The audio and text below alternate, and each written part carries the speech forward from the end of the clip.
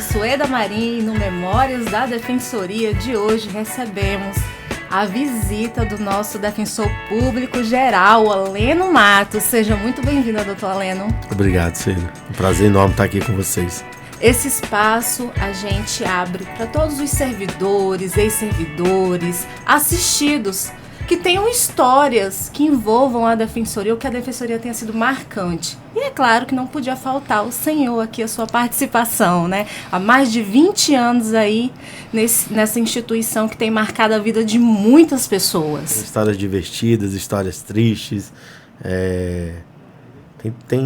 são muitos acontecimentos que marcam a vida da gente, seja histórias com assistidos, seja histórias da construção da Defensoria Pública, do que ela era, para o que ela se transformou, né?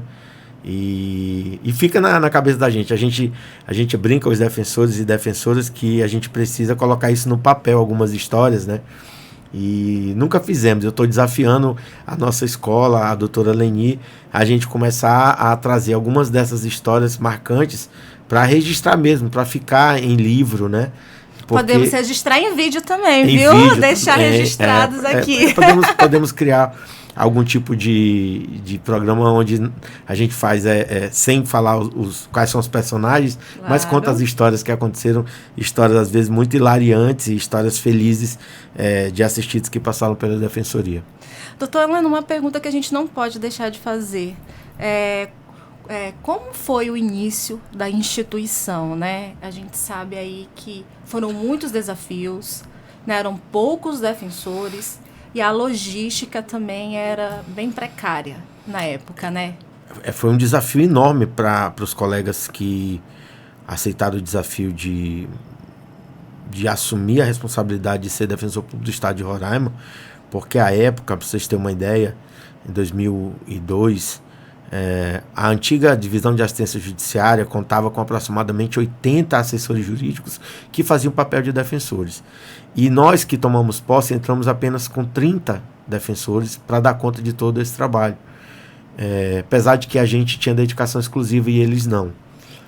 Mas sem estrutura nenhuma. Nós não tínhamos servidores, nós não tínhamos computadores, nós não tínhamos espaço físico adequado, né? E assumimos com esse desafio, a remuneração muito aquém do que deveria ganhar um defensor público, e isso dificultou muito. Mas o que aconteceu na prática foi que os que ficaram, aqueles que tomaram posse, apostaram que a carreira e que a Defensoria Pública ia virar o que ela virou, né? Que é essa importante instituição de acesso à justiça para quem mais precisa. E teve toda uma construção no dia a dia, né? Todos os DPGs que passaram foram de fundamental importância. Tem uma história que é bem engraçada, acho que foi uma das primeiras histórias da Defensoria. O nosso salário era R$ 2.500, bruto.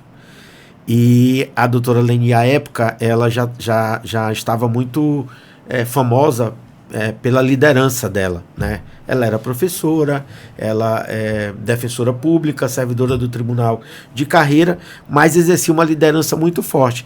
E aí o governador, à época, desafiou ela a organizar o CSE, que vivia um momento de crise. E a Leni não titubeou, falou, eu topo, mas eu só saio da defensoria. Ela era a nossa DPG, eleita pelos pares, né? À época, a gente nem tinha essa figura na lei de eleição, foi uma conquista da nossa associação, o governador aceitou que nós indicássemos uma lista tríplice para ele escolher, então mais ou menos assim. E ela aceitou o desafio, mas ela disse, mas eu quero que o senhor melhore o salário dos defensores. E aí foi o nosso primeiro ganho salarial, nossa primeira conquista. A deputada, a professora, a defensora Leni saiu para auxiliar o Estado, e o governador entendeu que era necessário valorizar, e nós tivemos o nosso primeiro aumento, isso lá em início de 2003, 2002 para 2003. Então foi o primeiro momento marcante na carreira de conquista das defensoras e defensores públicos. É claro, é uma carreira que todos os defensores falam que é uma dedicação, né? Como se fosse uma família ali, você cuidar do assistido, né? Por que você escolheu essa carreira?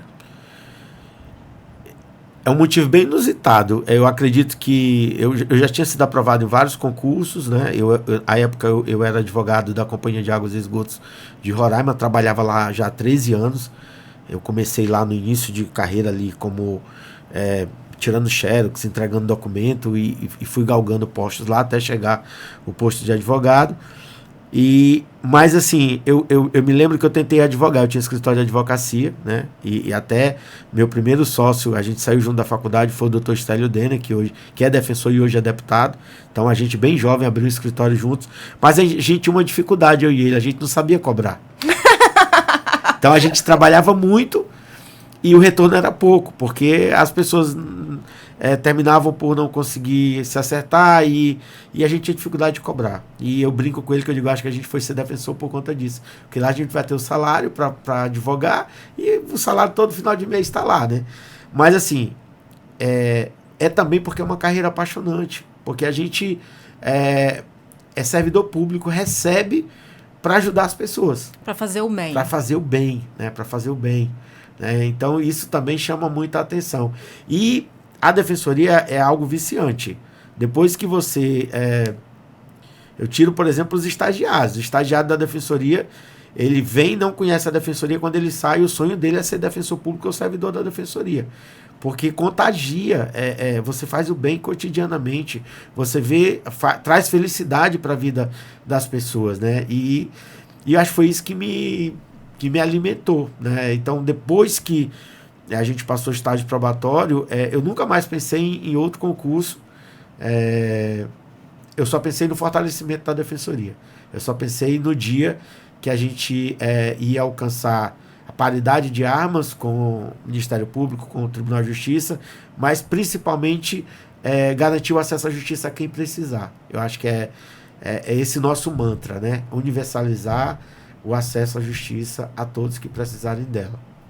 E é claro que nesse caminho aí houve muitas histórias, né? Histórias emocionantes, histórias engraçadas e inusitadas também, que só contando e tendo testemunha para acreditar. Tem alguma que o senhor lembra aí que o senhor possa compartilhar? Eu vou contar uma história, eu vou omitir o nome de um assistido meu, que é meu amigo até hoje. Ele nasceu no Ceará, no sertão do Ceará, e ele foi fruto de um relacionamento do pai dele com uma prostituta.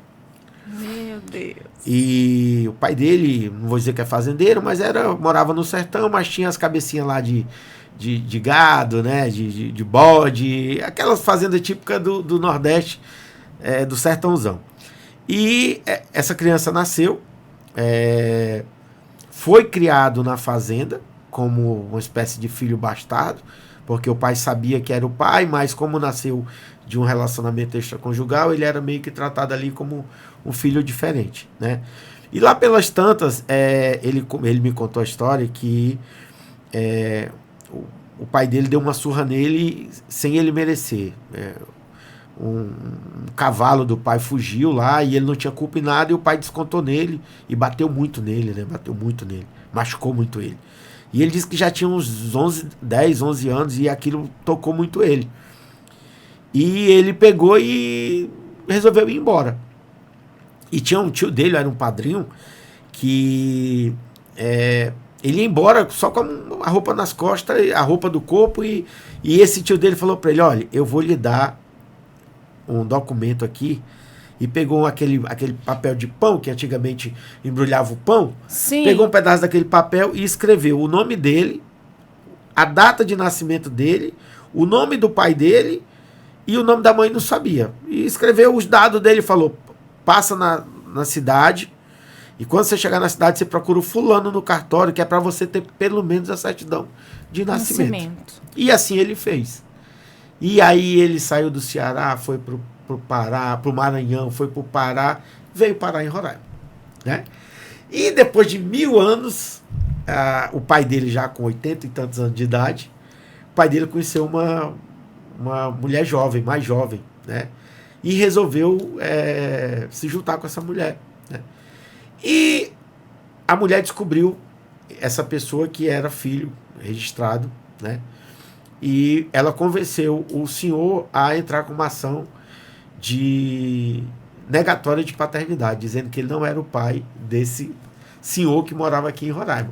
E ele me procurou contando essa história. Mas ele me contou a história de um jeito tão assim, ele passou acho que 1h30, 2 horas contando. Eu disse a ele, olha, eu não tenho condição de fazer uma petição para resumir a sua história.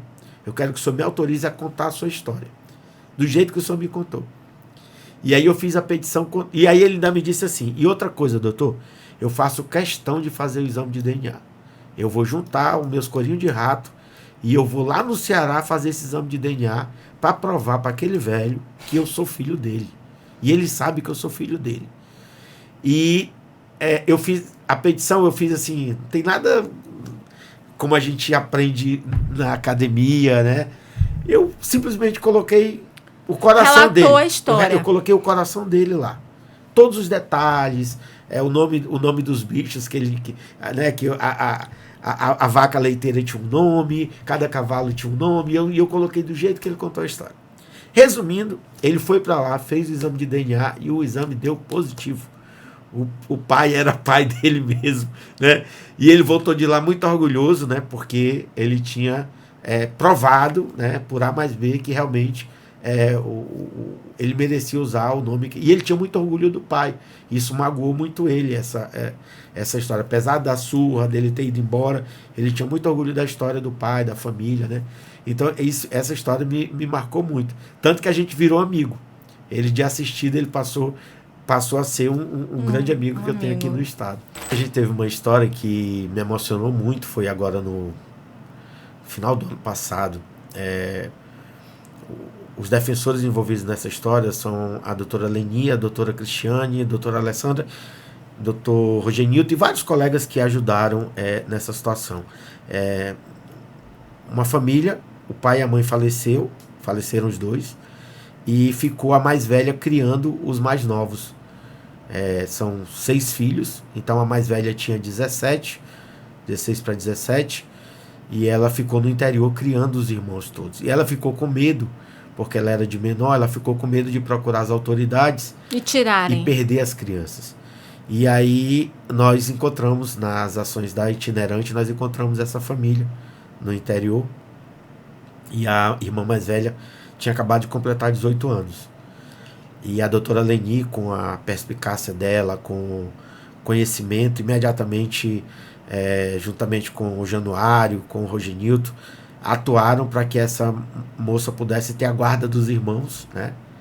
E além da guarda, nós encaminhamos ofícios para os órgãos públicos para incluir eles em programas sociais, que eles não estavam em programa nenhum. Essa irmã sustentava eles com um único trabalho, né? Nossa. E conseguimos arrecadar alimentos, roupas. Então foi uma história muito linda, porque a gente percebia o quanto aquela criança que acabava de atingir a maioridade cuidava dos irmãos como pai e mãe, né? Como um pai que a gente chama, né? Era uma verdadeira pai. E tanto amor que ela entregava, né?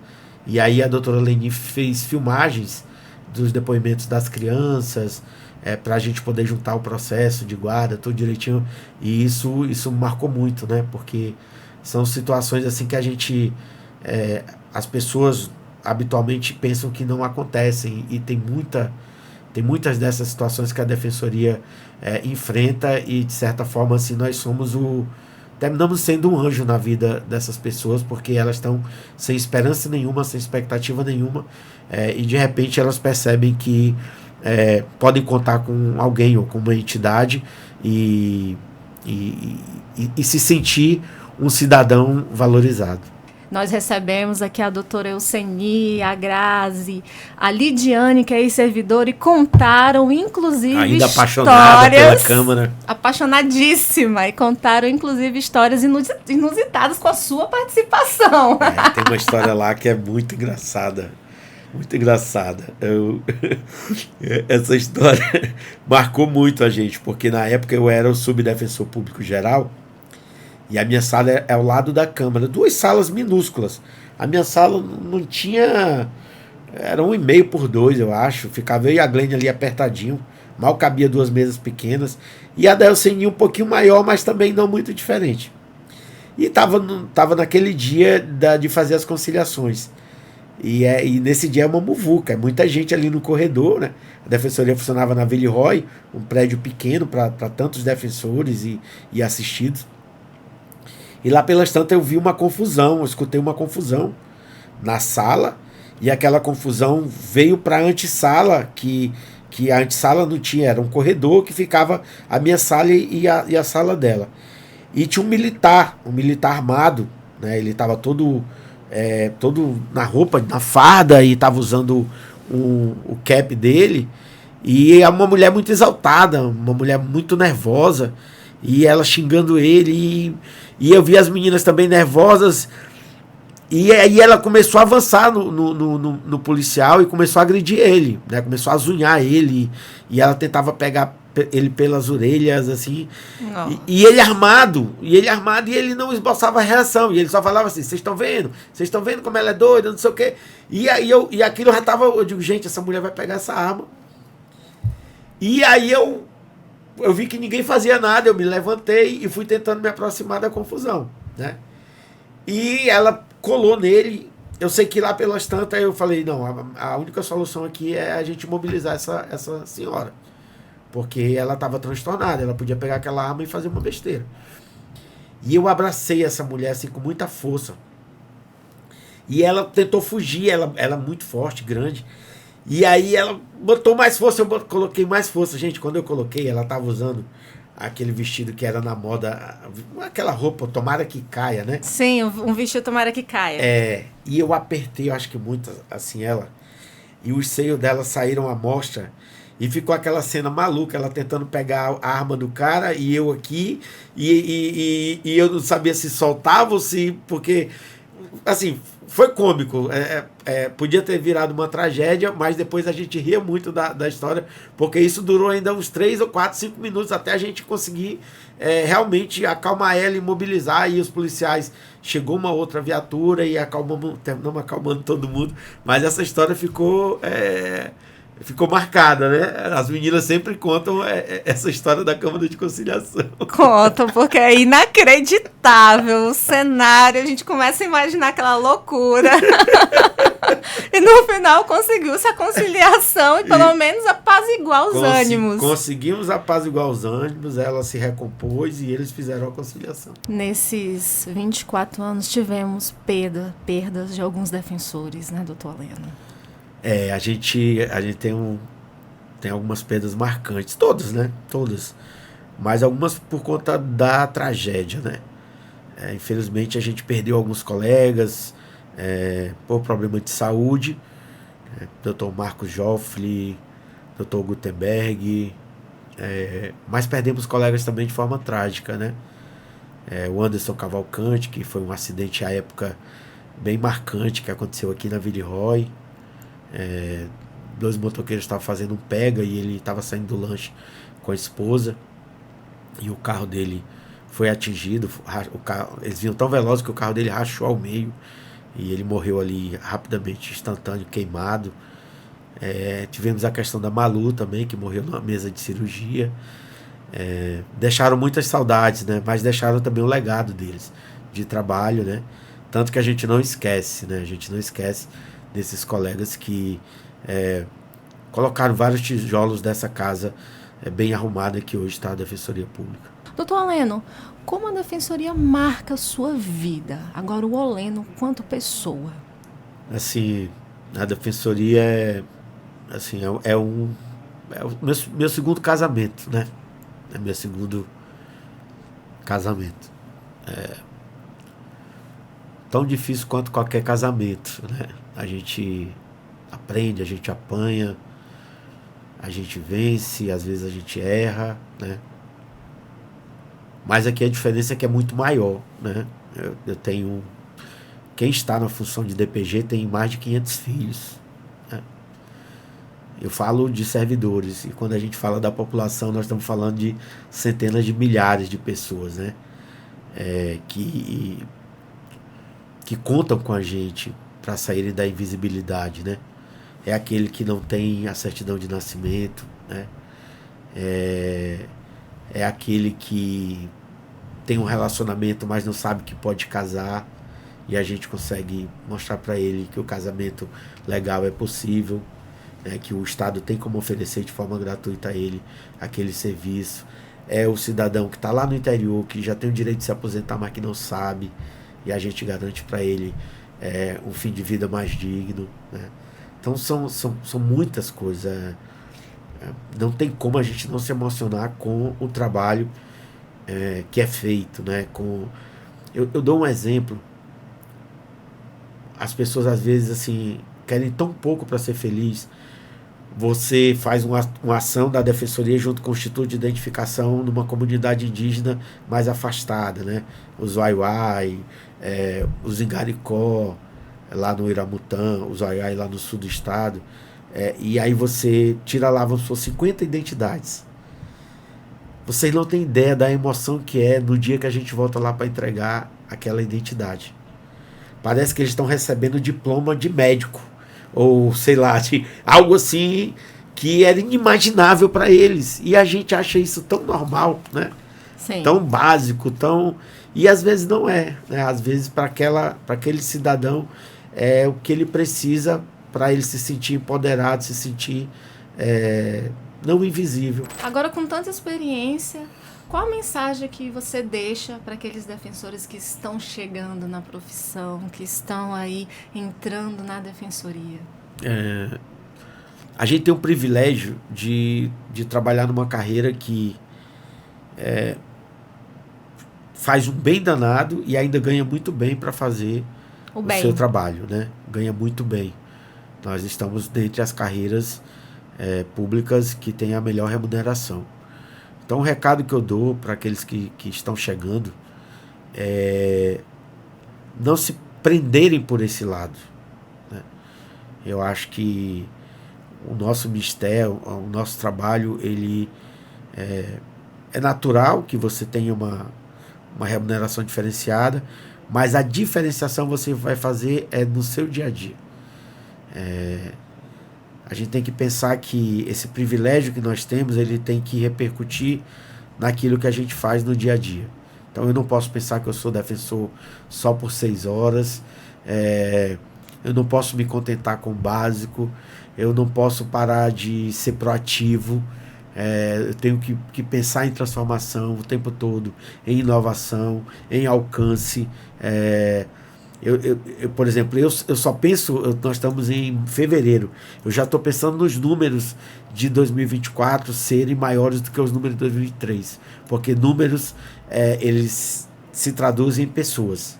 Então, quanto mais números a gente tiver a entregar ao final de 2024, mais pessoas nós alcançamos. Então, eu acho que é isso que o defensor e a defensora que está pensando em seguir essa carreira tem que ter, né? E empatia. Empatia. Total empatia. Essa é uma profissão que não dá para você não querer ver o assistido, não querer olhar no olho do cidadão. Você vai viver isso cotidianamente, né? Você tem que ter empatia, né? Você tem que ter amor ao próximo. Você tem que se sensibilizar com aquela pessoa que muitas vezes veio até você, como eu falei, buscando ali a última porta da esperança. A última tentativa, né? Às vezes sem o dinheiro de voltar para casa, às vezes sem deixar comida para os seus filhos em casa, né? E você de repente atendê-la de uma forma que ela vai sair de lá descrente de tudo, porque ela pensava que estava batendo numa casa que ia lhe abrir as portas para solucionar os seus problemas, e ela foi com a cara na porta de mais um lugar de sensibilidade. Então, é empatia, pura empatia. A gente tem que praticar essa empatia, né? Que eu acho que dá certo. Que legal. Muito obrigada pela sua participação, doutor Oleno, aqui no Memórias da Defensoria. Aí vocês já conheceram um pouquinho do Oleno Matos como defensor, como ser humano, como presidente do CONDEG. Muito obrigada a você, nosso ouvinte, pela sua companhia, e até o nosso próximo encontro com mais histórias, né? Para você que queira participar, Olha, a nossa defensoria fica aqui na Villeroy, estamos de portas abertas para contar a sua história. Você assistido, a defensoria fez diferença na sua vida? Corre aqui para contar. Estamos aqui todos os dias. Contamos com a sua presença. Tchau, tchau!